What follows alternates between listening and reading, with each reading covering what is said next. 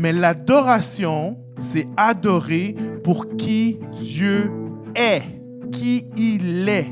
Pour rentrer dans l'adoration, et je dis bien rentrer dans l'adoration, vous devez connaître qui est Dieu. L'Église Le Campus vous souhaite la bienvenue. Ce qui suit est un enregistrement de l'une de nos réunions. Nous nous rassemblons tous les dimanches matins à 10h. Pour plus d'informations, visitez notre site web au www.égliselescampus.ca. Bonne écoute! Série sur la louange et l'adoration. Jimmy nous a amené un très bon message la semaine passée par rapport à son cœur dans l'adoration. Et ceux qui étaient là, le message est disponible. En fait, il était disponible seulement dans les derniers jours sur YouTube. Mais les deux messages vont être là. On va essayer de s'assurer que la série sur la louange et l'adoration soit au complet disponible sur YouTube pour que les gens puissent le regarder. J'ai des personnes qui sont venues dans le campus et qui demandaient comment on peut avoir accès. Mais dans le fond, ils ont regardé nos vidéos puis ils ont dit, je pense en 2 ans, on a comme 12 vidéos, là. Fait que c'est pas fameux. Mais on va essayer d'être vraiment alerte pour que les messages soient sur Internet, pour que vous puissiez les méditer et les partager.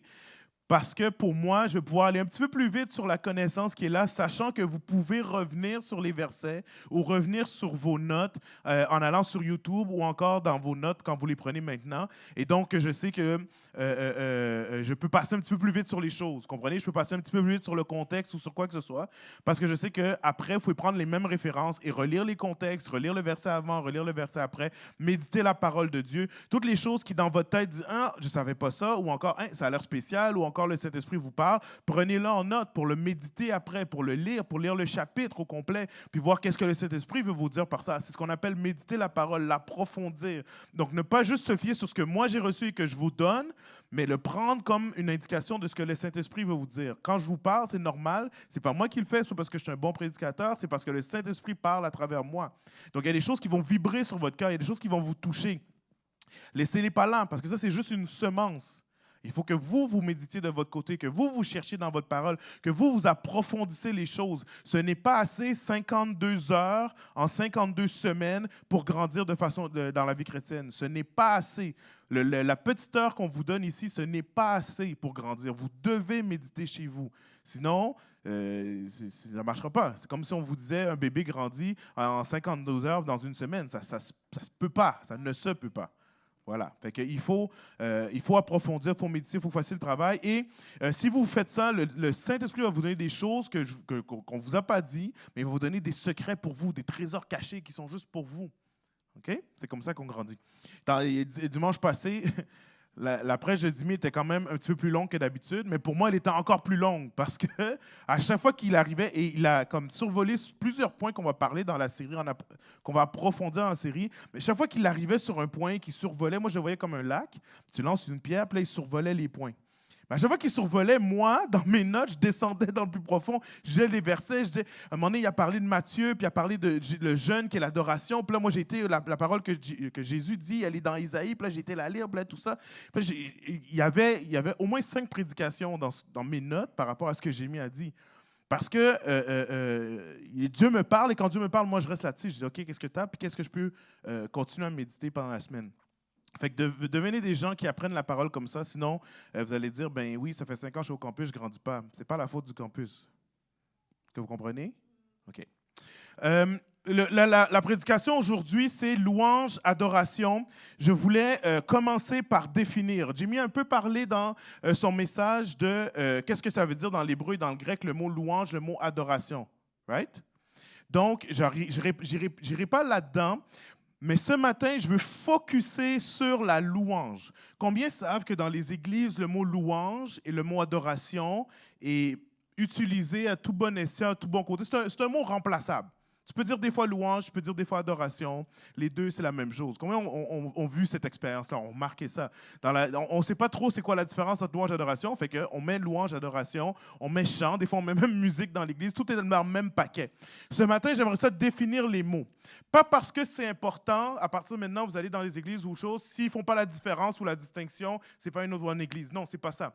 Je fais la distinction parce que je veux que vous compreniez dans la parole de Dieu, c'est quoi l'importance de la louange, quelle est l'importance de l'adoration, c'est quoi leur distinction, parce qu'elles ont chacun des promesses qui leur est attribués dans la parole. Elles ont chacun des responsabilités, des buts, des effets différents entre la louange et l'adoration.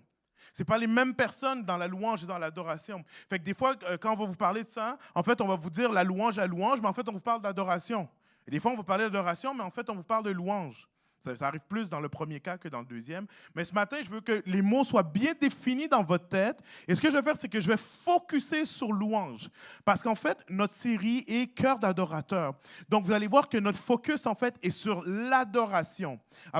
Comme maintenant, c'est comme la seule fois qu'on va parler vraiment de la louange. Les autres prédications, on va mettre le doigt et on va rentrer en profondeur sur l'adoration. Fait que par la grâce de Dieu, je vais essayer de me contenir sur la louange. Ça ne va pas être facile. C'est pour ça que j'ai mis beaucoup de notes, parce que je veux rester sur la louange, parce que c'est très facile pour moi de partir sur l'adoration, et après ça, je vais rentrer dans le message de Prince, dans le message de Jimmy ou dans mes messages futurs. Okay? Donc, faites-moi grâce, on va rester dans la louange. Et qu'est-ce que c'est que la louange? Pour définir la louange et l'adoration, je vais les mettre en contexte. Okay? Je vais les mettre un face à l'autre pour que vous puissiez comprendre. D'abord, qu'est-ce que c'est l'adoration? On va commencer par là, et après ça, qu'est-ce que c'est la louange? On va continuer comme ça jusqu'à la fin. Qu'est-ce que l'adoration? Jimmy l'a dit la semaine passée, fait que je n'ai pas beaucoup de temps à passer là-dessus. Jimmy a dit que l'adoration, adorer, le mot adorer, en fait, veut dire se prosterner. Adoration, littéralement, veut dire se prosterner devant quelqu'un ou, j'espère que jamais, quelque chose. Mais c'est se prosterner, c'est se mettre contre terre. Et je vais juste dire cette phrase-là, on va en parler plus la semaine prochaine, mais l'adoration, c'est adorer pour qui Dieu est, qui il est. Pour rentrer dans l'adoration, et je dis bien rentrer dans l'adoration, vous devez connaître qui est Dieu. Je peux le dire parce que Jimmy en a parlé la semaine passée. Il a parlé pendant un bon 30 minutes sur qui est Dieu pour lui. Pourquoi il parlait de qui est Dieu pour lui? C'est parce que s'il ne sait pas qui est Dieu, il ne peut pas adorer. Donc, est-ce qu'il y a des gens qui ne peuvent pas adorer Dieu? Oui. Oui. Parce que l'adoration dépend de la personne de Dieu, qui il est. On l'adore pour qui il est. Maintenant, faisons le contraste. Si l'adoration, c'est adorer pour Dieu, pour qui il est, qu'est-ce que la louange? La louange, c'est louer Dieu. En fait, je dis Dieu, mais dans la définition pure, la pure définition, la louange, c'est reconnaître les qualités de quelqu'un ou de quelque chose. C'est révéler à travers des paroles ou même des écrits, que ce soit à l'écrit ou au niveau des paroles, c'est révéler ses qualités ou qu'est-ce qu'il a fait de bien, ses mérites par des paroles. Donc, l'adoration, c'est louer Dieu pour qui il est. La louange, c'est louer ou mettre ce que Dieu fait de l'avant. Qui il est, ce qu'il fait. Est-ce que c'est clair, ça? C'est pas trop compliqué? Quand on loue, on déclare ce que Dieu a fait. On dit, voici ce qu'il a fait. Voici ses actions. Je vous donne l'exemple, le meilleur exemple qu'on a. Vous savez que Jimmy l'a fait aussi, mais vous savez qu'on aime retourner au début des choses, au début de la parole, quand les choses sont mentionnées en premier pour savoir d'où ça vient. Jimmy a parlé que dans Abraham, au tout début dans la Genèse, a dit, on va monter sur la montagne pour adorer. Et ça, c'est la première fois que le mot « adorer » est prononcé. Maintenant, le mot « louange » est loué et prononcé plusieurs fois. Mais le meilleur exemple que j'ai trouvé dans les débuts, c'est le peuple d'Israël. Le peuple d'Israël est en esclave en Égypte depuis 400 ans. Le Seigneur vient, fait des prodiges et des miracles pour le sortir de l'esclavage. Alors qu'ils accourent et que le pharaon dit « Mes enfants font cette pièce de théâtre là tous les jours parce qu'ils ont regardé le film de Moïse. » Et ils disent tout le temps, il y en a un qui fait Moïse, puis il dit « Laisse partir mon peuple. » Il y en a un qui fait pharaon, il dit « Non, jamais. » Puis là, l'autre dit « Moi, je vais leur transformer l'eau en sang. » Et ils disent tous les displays comme ça, puis c'est leur jeu ces temps-ci. Je ne sais pas s'ils font ça à la garderie, mais en tout cas, chez nous, c'est intense. Là. Il y a des pièces de théâtre de Moïse à tous les jours. Bon.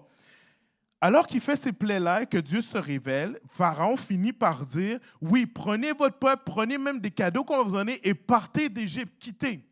Alors qu'il quitte l'Égypte et que le peuple, le quelques 2 millions de personnes quittent l'Égypte, le Pharaon va revenir parce que ses conseillers vont lui dire, comment as-tu pu laisser partir le peuple et te plier maintenant sous la main? Qu'est-ce que les autres vont dire? Alors Pharaon prend ses chars d'assaut, toute son armée au complet et s'en va après le peuple, right?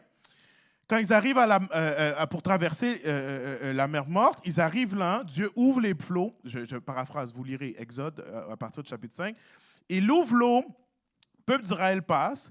Quand l'armée suit, jusqu'à maintenant, je me dis, mais pourquoi vous avez suivi? C'est comme évident. Mais c'est parce qu'aujourd'hui encore, les gens pensent que oui, l'ouverture de l'eau, c'était quelque chose de naturel. C'était un vent quelconque, puis que c'est un phénomène naturel, puis ça n'avait rien à voir de Dieu. Fait qu'ils ont dit la même chose aussi. Ah, c'est juste un phénomène naturel, on va en profiter, on va passer. Qu'est-ce que Dieu fait? Il referme les eaux et toute l'armée est noyée. Dans Exode 15, juste après que cela se passe, le peuple d'Israël va commencer à élever Dieu, à louer Dieu. Et ça va dire, et là, écoute, c'est Exode 15, le chapitre 15, du verset 1 jusqu'à 21-25. Je ne lirai pas au complet, mais c'est un exemple. Et regardez de quoi ils parlent, regardez qu'est-ce qu'ils disent, et vous allez comprendre. Je sais que c'est écrit en petit, fait que je vous encourage à avoir vos Bibles. Exode 15, verset 1. Alors Moïse et les enfants d'Israël chantèrent ce cantique à l'Éternel. Ils dirent, je chanterai à l'Éternel. Il y a un chant qui dit, que mes parents connaissent bien, je chanterai à l'Éternel. Il a fait éclater sa gloire, le cheval et son cavalier, je jeté dans la mer. Non, personne ne connaît? Tu vois, si je chante ça à Gospel Vie, on en a pour 10 minutes, on ne peut plus arrêter. Mais ici, personne ne connaît le chant, c'est pas grave, c'est un vieil hymne. Ça dit exactement ces paroles-là. Je chante à l'Éternel car il a fait sa gloire. Qu'est-ce qu'il a fait? Il a précipité dans la mer le cheval et son cavalier. L'Éternel est ma force, le sujet de mes louanges. Pourquoi? C'est lui qui m'a sauvé. Il est mon Dieu. Pourquoi? Je le célébrerai. Pourquoi? Il est le Dieu de mon Père. Je l'exalterai. Pourquoi? L'Éternel est un vaillant guerrier. Il est son nom. L'Éternel est son nom. Il a lancé dans la mer les chars de Pharaon et son armée. Ces combattants d'élite ont été engloutis dans la mer Rouge. Les flots les ont couverts. Ils sont descendus au fond de l'eau comme une pierre. Ta droite, ô Éternel, a signalé sa force. Ta droite, ô Éternel, a écrasé l'ennemi. Par la grandeur de ta majesté, tu renverses ses adversaires. Pendant 25 versets, le peuple d'Israël dit, voici ce que tu as fait, juste par rapport à un événement. Tu as tué le cavalier, le chevalier, celui qui venait pour nous tuer. Tu as montré qui tu étais, mais en faisant ça. Et ils n'arrêtent pas de déclarer ce qu'il a fait.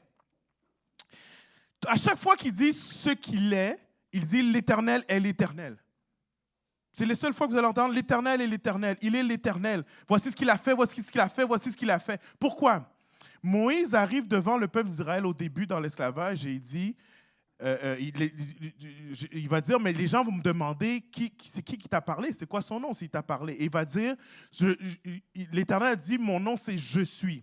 Donc le seul nom, la seule personnalité que le peuple d'Israël connaît de Dieu, c'est qu'il est l'Éternel. Alors, dans tous leurs psaumes, ils ne parlent pas de qui est Dieu. Ils ne parlent pas de « il est miséricordieux, il est grâce, il est celui qui a envoyé son Fils unique ». Ils ne parlent pas de ça, ils ne parlent pas de la grâce de Dieu, ils parlent de ce qu'ils connaissent. Qu'est-ce qu'ils connaissent?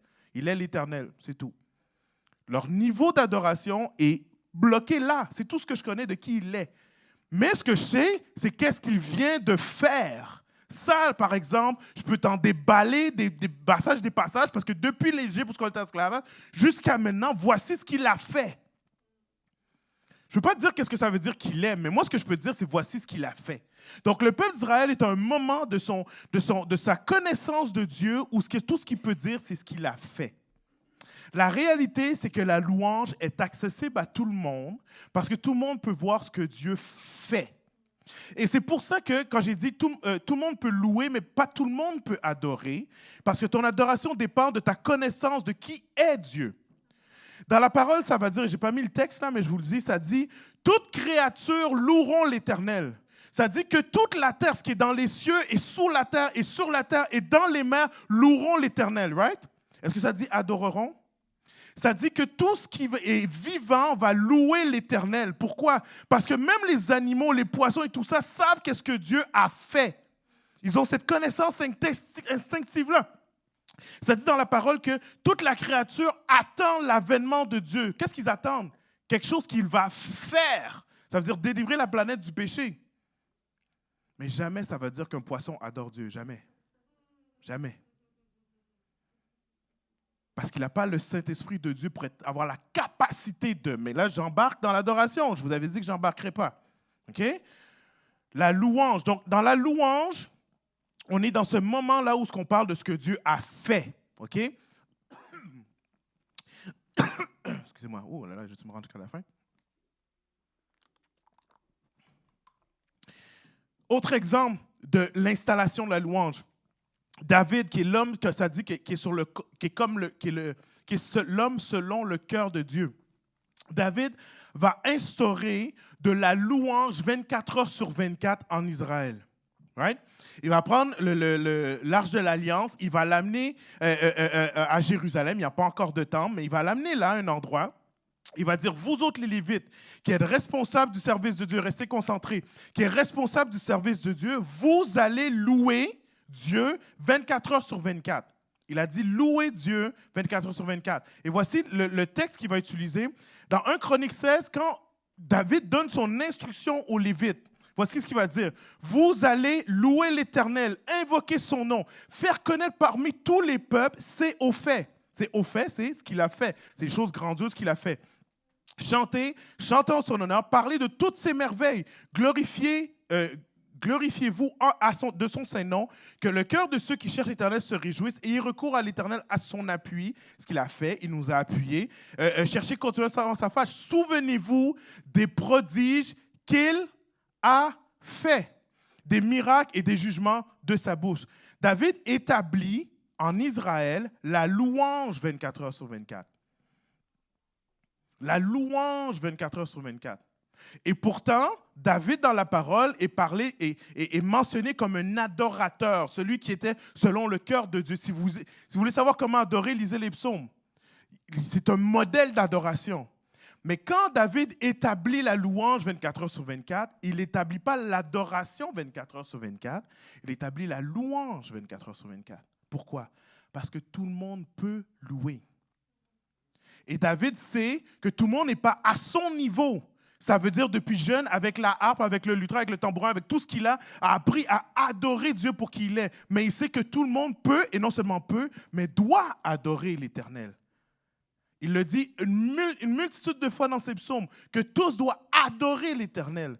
Fait qu'il a établi, louer l'Éternel. Donc, il a établi la louange 24 heures sur 24. Il a dit aux Lévites, peu importe votre niveau, vous louez 24 heures sur 24. Quand toi, tu as fini de louer, tu pars, c'est quelqu'un d'autre qui prend ton chiffre, il loue.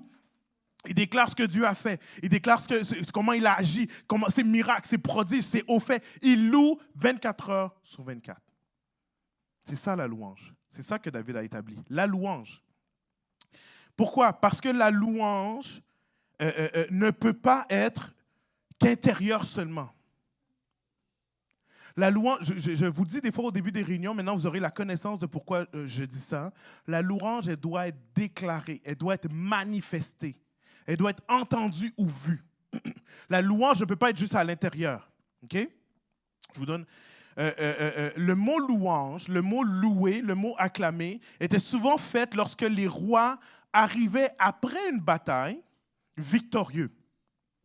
Et lorsque le roi rentrait chez lui, ou le prince, ou peu importe, la personne qui avait gagné la victoire, on faisait ce qu'on appelle une aide d'honneur, mais on faisait dans la rue principale, on mettait des gens tout le long de la rue, sur le côté gauche, sur le côté droit, partout le long des marches, vous l'avez vu dans les films, et le roi rentrait, ou le prince, ou le guerrier rentrait, et derrière lui, il y avait tout ce qu'il avait vaincu.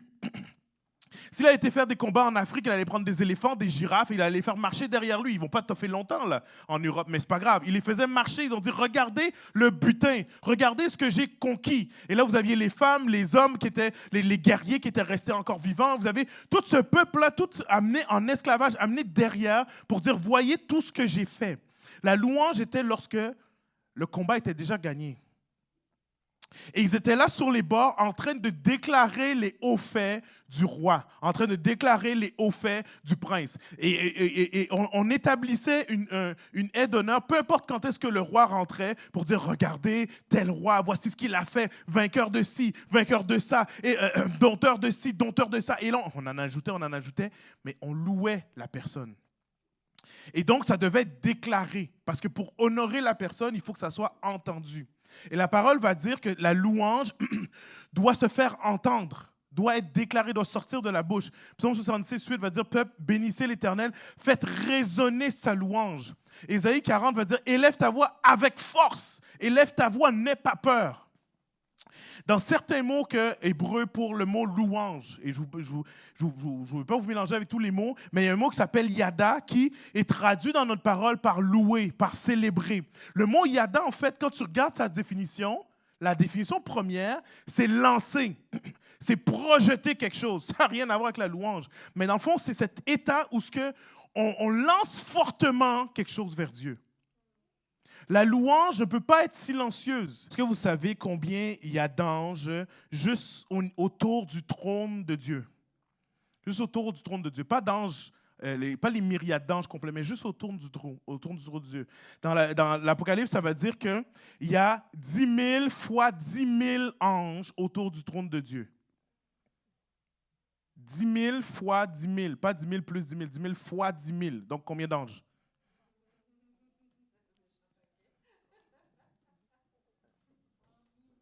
100 millions d'anges. 100 millions d'anges.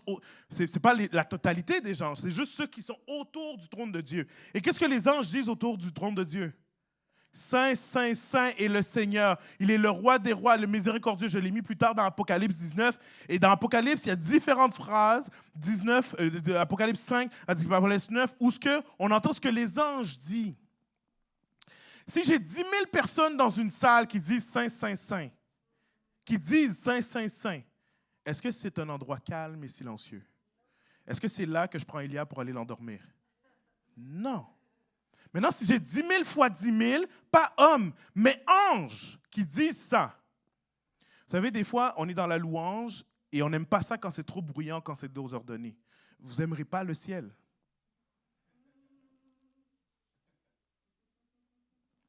Parce que malgré qu'il y a la gloire et l'ordre de Dieu, il y a quand même 100 millions d'anges qui l'adorent et qui le louent.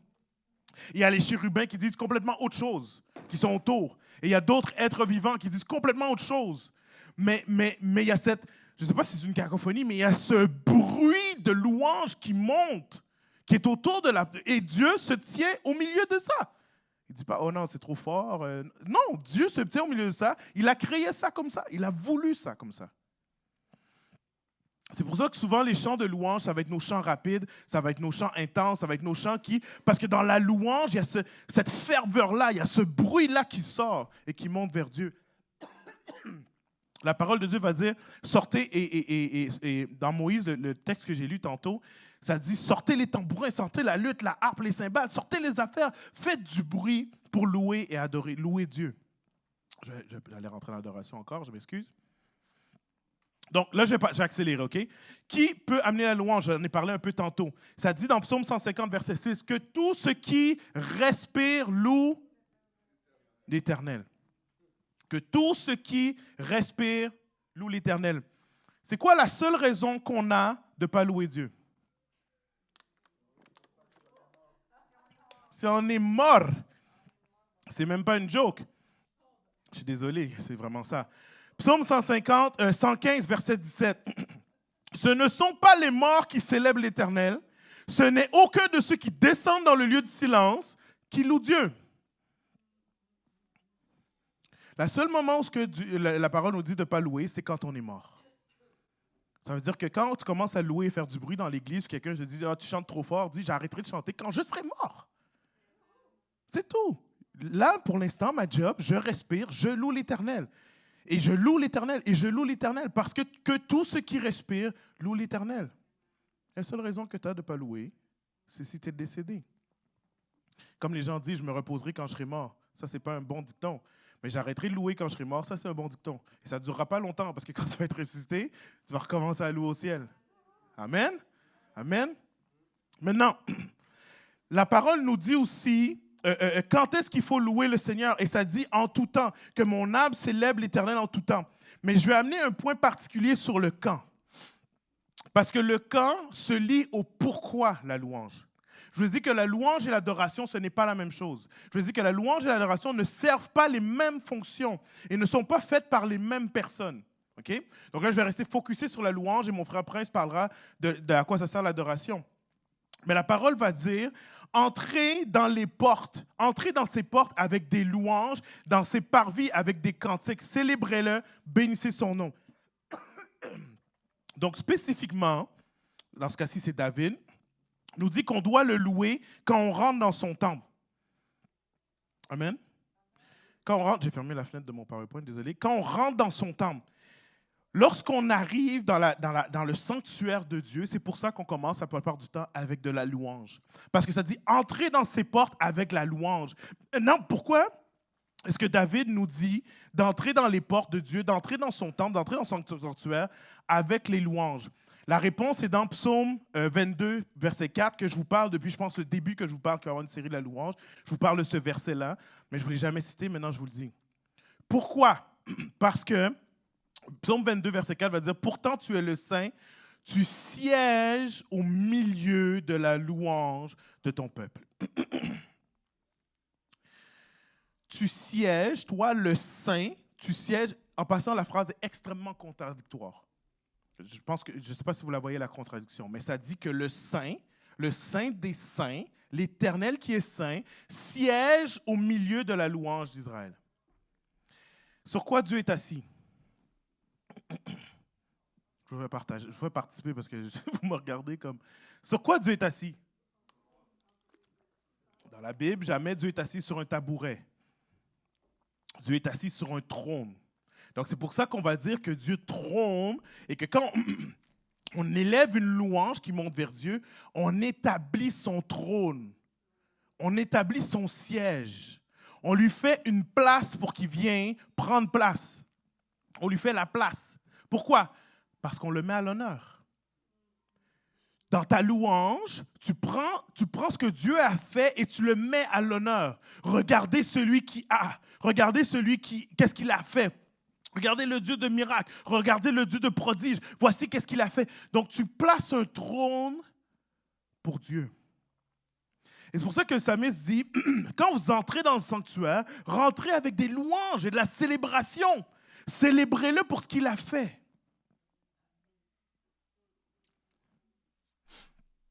Ça va prendre un peu plus de temps là-dessus. Parce que mon cœur, en faisant cette série sur la louange et l'adoration, quand je posais les questions à Dieu, je disais, mais pourquoi est-ce que des fois c'est tellement fret? Pas qu'il fait froid, des fois c'est juste parce qu'on n'a pas allumé le chauffage. Mais pourquoi spirituellement c'est tellement fret dans la louange? Pourquoi il y a des dimanches matins, dès qu'on commence, c'est le feu, on ne sait même pas pourquoi on chante parce qu'il y a des paroles partout, puis tout le monde attend qu'on chante pour donner des paroles, puis donner des paroles de sagesse, puis prier les uns pour les autres. Et il y a d'autres fois, c'est fret, c'est dur. On est là, les musiciens, puis Jimmy ou ma soeur, ou peu importe. Puis quand je parle de ça, je ne parle pas juste au campus, je parle partout. Vous demandez à Perrine, partout ce que vous allez faire la louange, il y a cette même dynamique-là. Soit des fois, la porte s'ouvre, les cieux s'ouvrent et les écluses, ça descend. Soit des fois, tu es là, tu cognes, bang, bang, tu dis, Seigneur, s'il te plaît, entends-nous, s'il te plaît. Si vous êtes chrétien depuis un certain temps, vous le savez. Vous le savez. La réalité, c'est que des fois, on a de la misère à louer. On a de la misère à célébrer. Et là, je ne suis même pas dans l'adoration, là. Je suis juste dans la première étape qui est la louange. Il y a des fois, on a de la misère à louer Dieu. Qu'est-ce que je suis en train de dire quand je dis louer? On a de la misère à célébrer ce qu'il a fait. C'est ça, louer. On a de la misère à déclarer ses bontés, ce qu'il a fait, comment il a agi. Est-ce que vous comprenez? On a de la misère à faire ça. Et c'est pour ça qu'on n'arrive pas. Parce que la parole nous dit que si on loue, Dieu est là. La parole nous dit que si on loue, Dieu siège ici.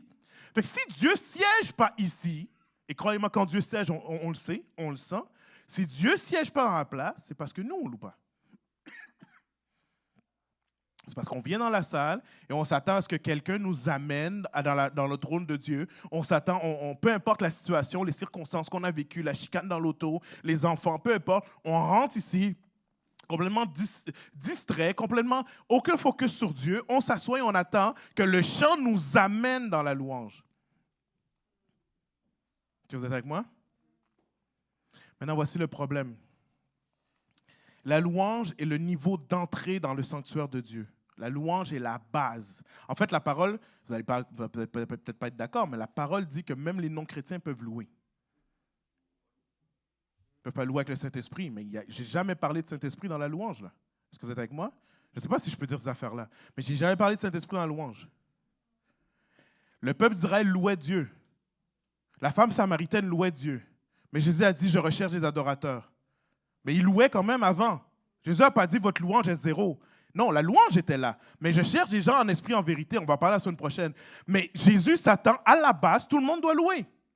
Ça ne dépend pas de ton niveau de Saint-Esprit, de ta sainteté, de où tu es rendu avec Dieu. Ça ne dépend pas de ta connaissance de Dieu. Ça dépend juste de est-ce que Dieu a fait quelque chose sur cette planète Terre. S'il a fait qu'une seule chose sur cette planète Terre, tu devrais être capable de louer. Si tu es capable de louer, Dieu est là. Est-ce qu'on est là? Bon. Maintenant, louer, c'est un apprentissage. On ne commence pas dans la vie chrétienne, comme le psalmiste, à écrire le psaume 119 avec 200 versets. On ne commence pas comme ça. On ne commence pas dans la louange. Il faut l'apprendre. Mais qu'est-ce qu'on doit apprendre pour louer? Ce que Dieu a fait. C'est tout.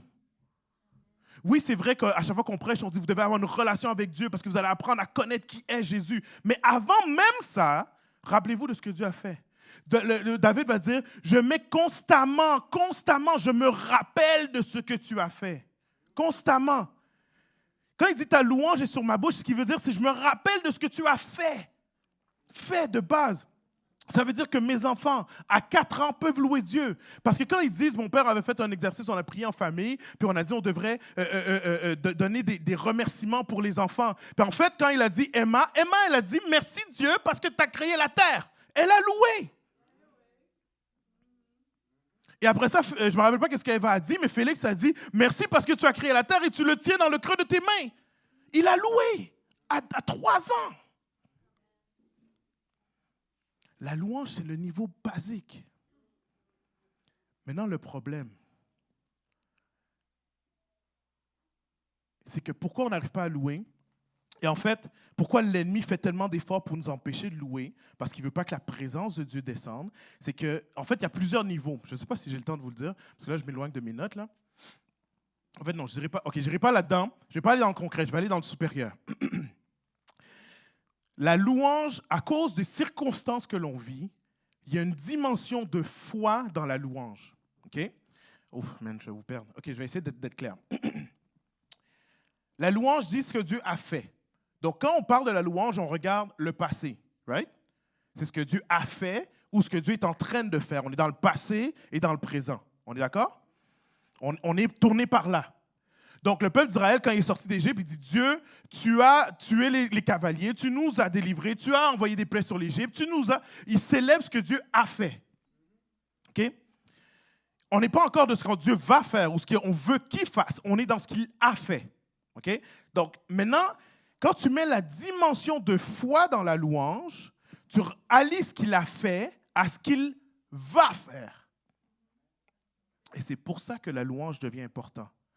Parce que dans la louange, tu dis, s'il a fait ça, et moi qui est chrétien, j'ai la foi, je peux assumer qu'il va aussi refaire ça. Et c'est là qu'il y a une différence entre celui qui a le Saint-Esprit, celui qui est chrétien, et celui qui ne l'a pas. Parce que celui qui ne l'a pas a dit, s'il y a un Dieu qui existe, ben oui, il a créé la terre, il a fait ça. Mais c'est tout, that's it. Maintenant, à partir de maintenant, je continue à vivre ma vie pour moi. Mais le chrétien dit, s'il a fait ça, il est le même hier, aujourd'hui et demain. Donc, il va le... Aïe, aïe, aïe. OK, on y va. Colossiens 2,15 va dire, quand j'ai parlé de l'entrée du roi, Colossiens, j'ai-tu un verset? Oui, c'est ça. Colossiens 2,15 va dire, là, il a désarmé toute autorité, tout pouvoir, les donnant publiquement en spectacle. Quand il les a traînés dans son cortège triomphal après sa victoire avec la croix. Fait que tantôt, quand je vous parlais du roi qui rentre de façon triomphale, ce roi-là, c'est qui? C'est Jésus. Et Jésus, lorsqu'il a rentré, c'était quoi les éléphants et les girafes et les esclaves qu'il amenait comme quoi il a vaincu? C'était les principautés. Oh là là, j'ai des frissons. C'était les principautés, les autorités, tout ce que vous avez de plus élevé. Satan lui-même était derrière son char comme étant défait. Défait. Il est allé dans le royaume des morts, il a pris les clés, il est ressorti en disant, regardez-les traîner derrière moi, ils sont défaits. Aïe, aïe, aïe, aïe, aïe, aïe, aïe, aïe, aïe, aïe. Attendez, non, attendez, j'ai pas fini. Ensuite de ça, il va dire, je ne puis que remercier Dieu parce que nous, c'est qui nous? Nous! Il nous associe toujours au cortège triomphal par notre union avec lui. Fait que Jésus marche, l'ennemi est derrière abattu. Nous, on est où? On est dans le char avec Jésus. Comment? On est là, l'ennemi est derrière nous en train de... On est là dans le char avec lui, on triomphe avec lui. Aïe, aïe, aïe, aïe, aïe, aïe, aïe.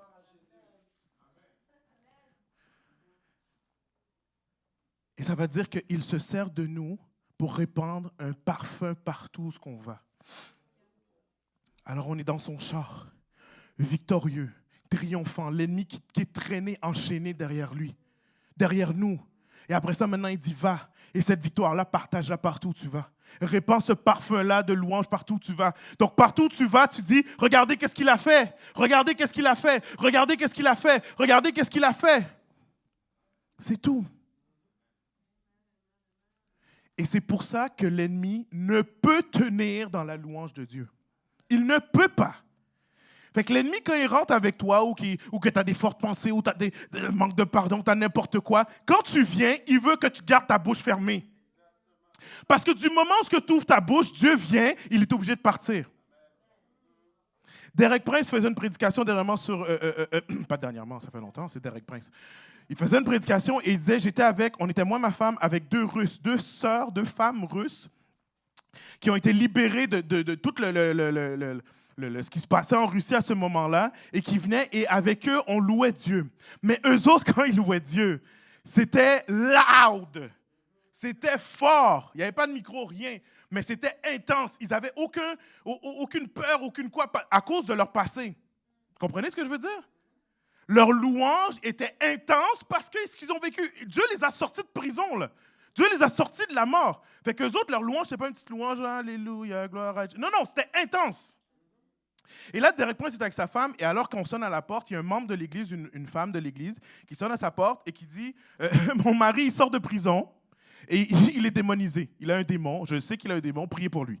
Vraiment, vraiment, les femmes sont intenses des fois. Et il dit vas-y, mon mari, il sort de prison, priez pour lui, que ça parte, que ça sorte. OK?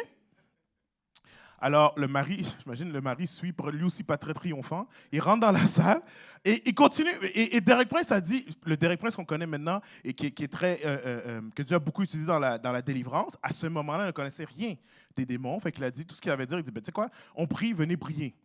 Il n'a pas chassé, il n'a pas rien fait. Il a dit, ben, on prie, venez prier, venez louer avec nous, venez prier. Et là, il rentre dans la louange. Et là, il y avait ces deux femmes-là et sa femme et lui. Et il commence à louer. Et le mari de la femme va venir le voir après un certain temps. Il va lui dire, c'est trop fort. C'est trop loud, je m'en vais. Je ne suis plus capable, c'est trop cacophonique, je ne sais pas, je m'en vais. Et Derek, inspiré par le Saint-Esprit, après il le dit, sur le coup il ne savait pas, mais inspiré par le Saint-Esprit, il va lui dire, tu as le choix. Soit tu pars maintenant avec tes démons, soit tu restes et les démons vont partir sans toi. Tu as le choix. Et il va dire que 10 minutes plus tard, l'homme est revenu le voir pour lui dire, ils sont partis. Je les ai sentis partir. Qu'est-ce qu'ils ont fait? Ils ont loué. Ils louaient Dieu. That's it, that's all. Ils ont établi le trône de Dieu qui a déjà la victoire sur toutes les puissances des ténèbres. Donc Dieu est descendu avec sa victoire et c'était réglé. C'était réglé.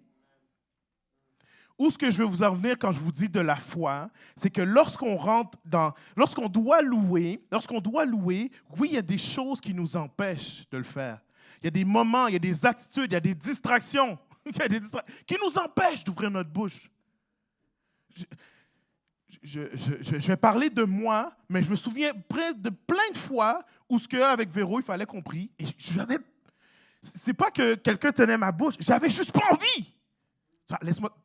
T'entends des choses dans ta tête, laisse-moi tranquille avec ta prière, puis ta louange, puis tout. J'ai pas envie, là. On vient de se chicaner, on vient de ci, on vient de ça. J'ai rien. J'ai pas envie. L'ennemi va tout faire pour vous empêcher de louer. Tout faire. Il ne peut pas tenir là où il y a le trône de Dieu, de Jésus. Il ne peut pas tenir. Dans l'exemple que Réginald parlait, où il parlait de ce grand dans le domaine pas du vaudou, mais de l'occultisme. Et lorsqu'il a donné sa vie à Dieu, c'était simple. Il y avait une jeune fille remplie du Saint-Esprit, remplie de Dieu, mais en fait qui avait prié avant, qui s'est tenu devant lui, et quand il s'est tourné pour lui jeter un sort, qu'il a regardé dans les yeux, il a vu Jésus. Il a vu Jésus, that's it. Et il a dit, les démons, parce que c'est un grand, fait qu'il dit, j'étais capable d'appeler jusqu'à 600 esprits devant moi. Et je suis convaincu que même Satan lui-même était là. Et il a dit, au moment où j'ai vu Jésus, ils sont partis en courant. Ils ont fui. C'est comme chacun pour soi. C'est parti en toutes les directions. Il n'y a pas de combat entre l'ennemi et Jésus. Il n'y a même pas de combat. Vous comprenez ce que je veux dire? Ils sont liés en arrière du char. That's it. Je vous dis, si vous étiez là ce samedi-là, hier, quand on a fait... c'est incroyable de réaliser à quel point on ne comprend rien sur le domaine de l'ennemi et à quel point on ne comprend rien de la victoire qu'on a. On ne comprend rien. Satan, il n'a que des flaflas. Il n'a que du bruit, des affaires qui n'ont aucun pouvoir. Il est complètement limité. Mais il n'a même pas d'autorité pour faire ce qu'il fait. La seule personne qui lui donne son autorité, c'est qui? C'est juste nous qui lui donne la permission. Fait que Jésus va dire, il est dans le char avec nous, il dit, va dire à tout le monde ce que j'ai fait, puis comment j'ai gagné. Puis nous, on part, puis on se retourne, puis on arrive derrière le char avec le Satan, puis on dit, oh my God, Satan, oh là là. Et Satan est enchaîné à côté de nous, mais on a peur. Satan est enchaîné à côté de nous, mais on continue à le laisser faire ce qu'il fait. Et pourtant, il est enchaîné. Et nous sommes dans le char avec Jésus. Je ne peux pas stresser à quel point la louange est importante. Et là, le temps passe. Je ne sais pas si je vais avoir le temps de faire le reste, mais je vais parler vraiment vite. La louange, je vais vous parler des effets de la louange, OK? Mais je vais sauter vraiment vite parce que le temps passe et je ne vais pas vous tenir longtemps de dimanche de suite. Les effets de la louange. La louange, c'est le remède contre l'orgueil. La louange est le remède contre l'orgueil. Dans la louange, tu mets Jésus en premier, tu mets Dieu en premier. Et j'avais toutes les histoires à vous montrer en exemple, mais je n'aurai pas le temps. Mais je vais vous les raconter, je vais vous les paraphraser. Vous voulez des histoires? Je vais vous les paraphraser. Nebuchadnezzar, Daniel, il fait un rêve. Il appelle Daniel, dit, j'ai fait un rêve. Le rêve va dire, excusez-moi, le rêve va dire qu'il a vu un grand arbre, un beau arbre avec des feuilles, avec des fruits, et les animaux se cachaient en dessous. L'arbre était incroyable. Et tout d'un coup, l'arbre, on a dit, prenez-le, enchaînez-le. Et on a coupé jusqu'à son tronc, on a laissé le tronc et les racines, on l'a enchaîné, puis on a coupé l'arbre. Et Daniel va lui dire, mon roi, reste accroché à Dieu. Parce que le rêve te dit que tu vas perdre ton royaume, tu vas perdre tes sujets, tu vas perdre tout ce que tu as, mais tu vas les perdre pour un temps. Tu vas les perdre pour un temps. Alors, s'il te plaît, reste proche de Dieu. Ça dit que 12 mois plus tard, Nebuchadnezzar est là et il se promène dans ses jardins, dans les jardins de Babylone. Il se promène, il voit la grandiose, tout ce qui est grandiose dans son royaume. Et il va dire, le roi a pris la parole et dit, n'est-ce pas ici Babylone la grande que j'ai bâtie comme résidence royale par la puissance de ma force et pour la gloire de ma magnificence? Et la parole de Dieu va dire dans Daniel 4, à partir du verset 31, il va dire, les paroles étaient encore dans sa bouche. Que Dieu dit, je paraphrase encore, ah oui, tu vas voir, vraiment, tu vas voir.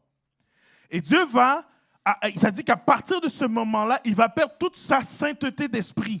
Il va devenir comme fou, comme un animal. Et les gens vont le jeter dehors du palais parce qu'il est comme un animal. Il n'a plus de pensée, il n'a plus de raisonnement. Et ça veut dire qu'il va vivre pendant 7 ans dans la jungle, dans la forêt, dans la brousse, que ses ongles vont devenir aussi longs que ceux des oiseaux, qu'il va être rempli couvert de poils et ses cheveux vont devenir... Et il va venir comme un animal tout nu dans la jungle, dans la brousse. C'est pas la jungle là-bas à Israël, mais à Babylone. Là, mais dans le désert, il va vivre comme ça. Ça dit que la rosée va tomber. Pour que la rosée tombe sur toi, ça veut dire que tu es resté couché à terre toute la nuit. On s'entend? Parce que la rosée, ça ne tombe pas. Bon. Donc, il va vivre comme ça pendant 7 ans.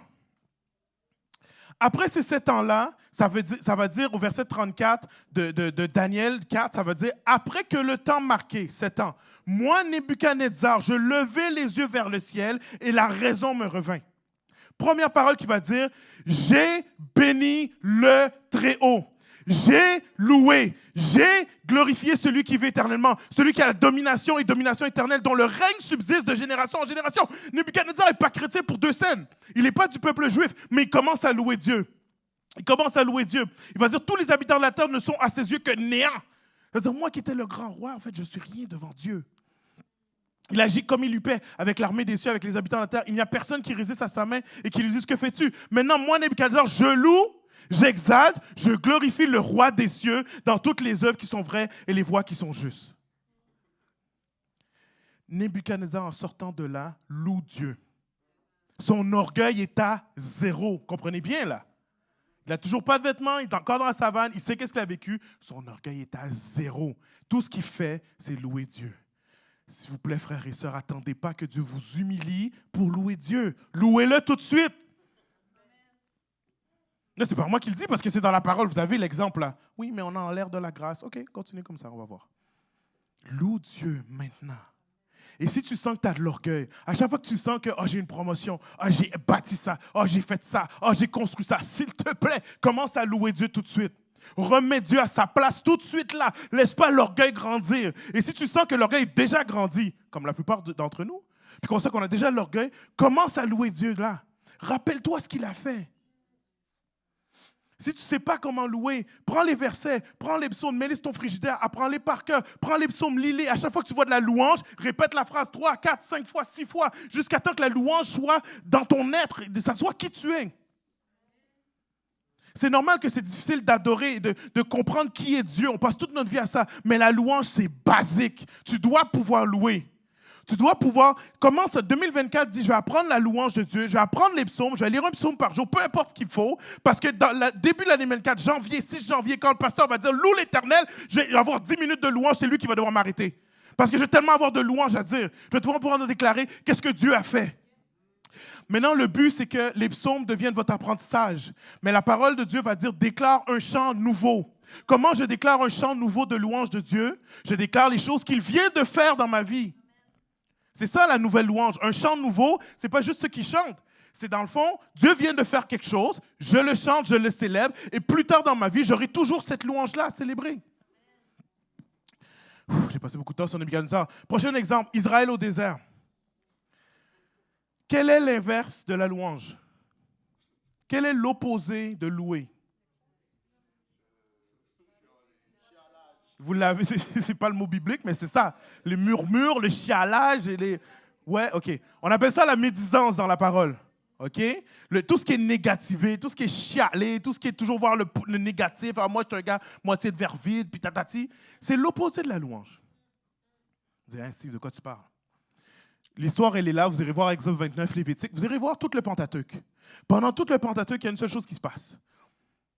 Dieu délivre Israël de la mer morte, il le passe à travers là et il lui dit, « Souvenez-vous que je suis celui qui vous a fait sortir d'Égypte. » Souvenez-vous de ça. Okay? Le peuple d'Israël avance, on a faim, on n'est pas capable, c'est quoi cette affaire-là? Moïse commence à méditer, commence à dire, c'est Moïse le problème, c'est lui qui nous a amenés. Oui, mais comment on sait que vraiment Moïse entend la voix de Dieu? Commence à faire la médisance. À chaque fois que Moïse va voir Dieu, qu'est-ce que Dieu répond? « Je suis celui qui vous a fait sortir d'Égypte. »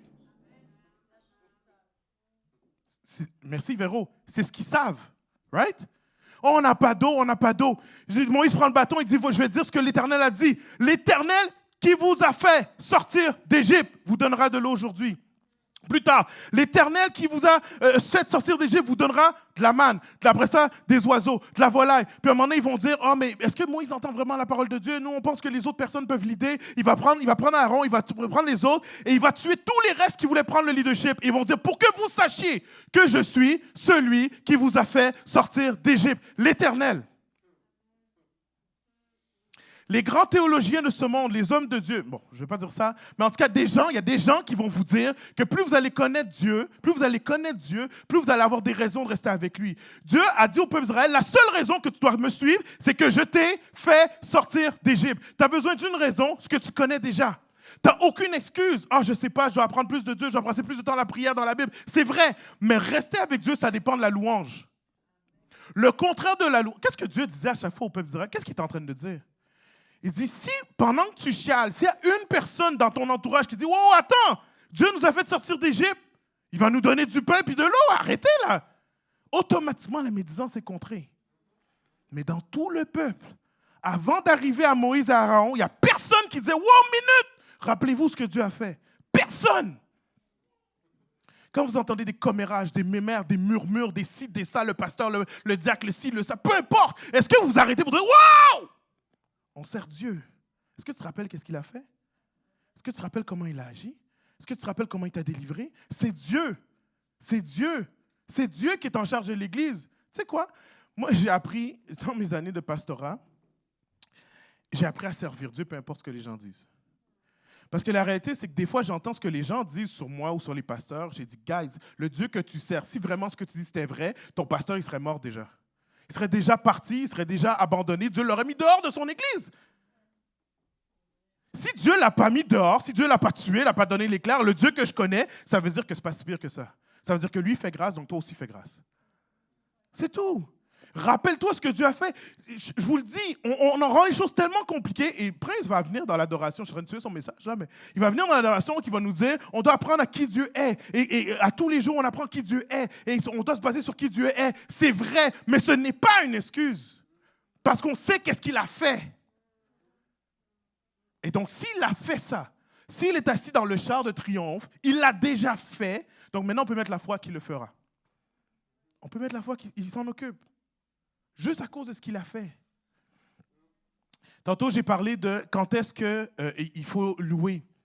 Les moments les plus importants pour vous de louer, c'est quand ça va pas bien. Quand les circonstances vont mal. Quand ça va mal. Parce que je vous ai dit tantôt, quand l'orgueil vient, louer pour pas trop l'orgueil. Mais quand ça va pas bien, louer Dieu.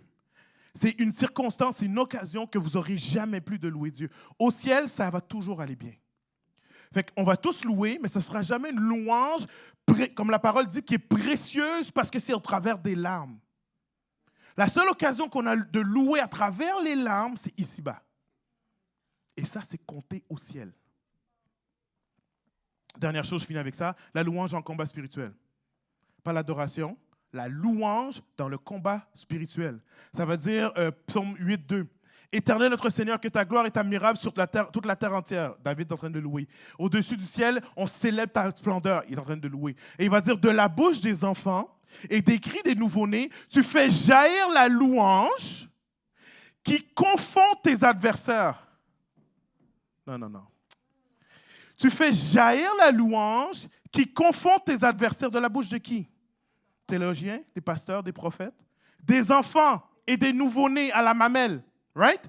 Et après ça, il va dire, regardez bien ça, pour imposer le silence à ceux qui sont chargés de haine et se rebellent contre toi. Imposer le silence. On t'a appris que pour faire taire les démons, tu dois chasser, tu dois crier, tu dois lier, tu dois... Mais qu'est-ce qu'il dit? Il dit, les enfants qui louent imposent le silence à Satan. Oh my God. Come on. Le bébé à la mamelle, au sein, s'il loue, il impose le silence. Ça veut dire, est-ce que ça dépend de qui loue? Est-ce que ça dépend du bébé? Quelle est la puissance? Le psalmiste prend celui qui a le moins de puissance sur cette terre, le bébé. Il dit, si lui, il loue, il impose le silence. Oh my God, comment on peut continuer à avoir peur de l'ennemi? Comment on peut? Ah, mais je ne connais pas comment libérer, je ne connais pas les noms des démons, je ne connais pas les hommes forts, je ne connais pas... La Bible te dit, loue! Loue Dieu, parce que tu mets Dieu en haut. Tu le déclares. Dieu est toujours en haut, vous comprenez? Mais tu déclares dans ta situation, dans ta vie, Dieu est en haut. Hé là. Tu sens de l'oppression, loue Dieu. Tu sens que ça ne va pas bien, loue Dieu. Tu es dans la maladie, loue Dieu. Tu es dans la tristesse, loue Dieu. Tu es dans le deuil, loue Dieu. Arrêtez de dire, c'est moi l'ennemi. Loue Dieu, that's it. That's it, that's all. That's it. Comprenez bien que je vous parle. Mais l'énergie que vous sentez en moi, ce n'est pas des reproches, ce n'est pas de vous dire, c'est moi-même, je réalise, qu'est-ce qu'on fait? Qu'est-ce qu'on fait? Dernier verset, Jésus a repris le verset de Psaume et il va dire, entends-tu ce qu'ils disent?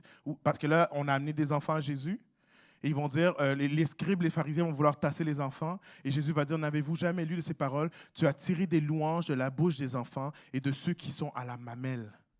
De ceux qui sont à la mamelle, de ceux qui ne savent pas parler. En tout cas, la Bible ne peut pas rendre ça plus basique que basique. Il te dit, ceux qui ne savent pas parler, lorsqu'ils s'alignent avec Dieu, l'ennemi se tait.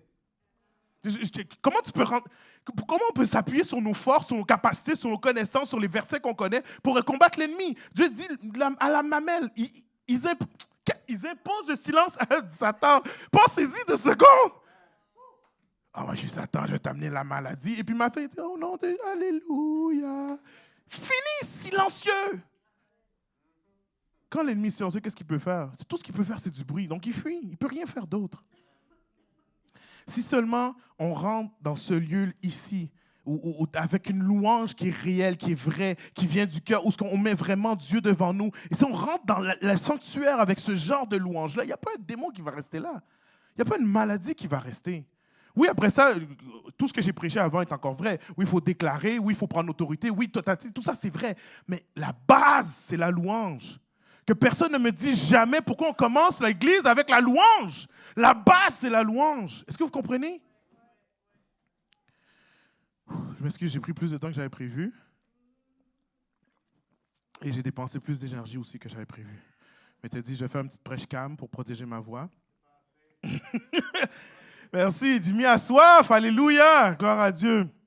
En tout cas, vraiment, ça sort du très fond de mon cœur parce que, croyez-moi, j'ai fait, dès qu'on me demandait de prêcher quand j'étais jeune, je prêchais sur la louange. J'ai fait de la louange toute ma vie, l'adoration toute ma vie. Je prêchais sur ce que je pensais que c'était la louange. Je vous garantis que ce message-là, je n'ai jamais dit ce message-là toute ma vie. J'ai jamais compris ce que je vous dis là que dans les 3 dernières semaines. Je vous le dis. Amen. Quand on a parti la série sur la louange et l'adoration, moi j'ai dit aux gars, je m'en rappelle, je m'en repens encore. J'ai dit non, mais on va expliquer la louange, mais on va dire au monde que le niveau qu'on veut atteindre, c'est l'adoration. C'est vrai, mais on ne peut pas passer sur la louange. On ne peut pas. On ne peut pas laisser ça comme ça. C'est au centre. C'est quoi le livre qui a le plus de chapitres et de livres? C'est quoi le livre le plus épais de la Bible? Les psaumes. Ce n'est même pas les évangiles, ce n'est pas l'histoire de Jésus, c'est les psaumes, le livre sur la louange. Alléluia. Est-ce qu'on doit dire quelque chose de plus que ça?